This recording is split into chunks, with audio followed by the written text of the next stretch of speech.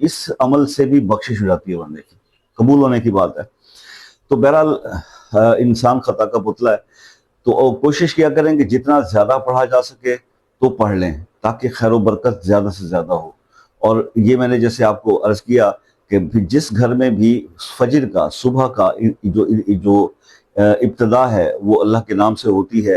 اور سورہ فجر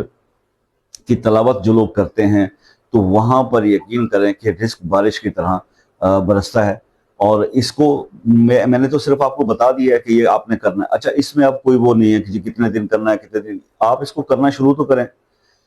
چند ہی دنوں میں آپ کو پتہ چل جائے گا کہ آپ کے معاملات بہتری کی طرف جا رہے ہیں۔ جو لوگ رزق کی تنگی کا شکار ہیں، جو مسائل میں ہیں، وہ جب اس کی تلاوت شروع کر کے اپنے دن کا آغاز کریں گے، اس دن آپ کی دکان پہ رش بھی بہت ہوگا، اس دن آپ کے جاب میں بھی آپ کو بہت فائدے ملیں گے۔ جو لوگ مارکیٹنگ کرتے ہیں ان کو کسٹمر نہیں ملتے، یہ طرح ہر قسم کے اندر آپ کو یہ حل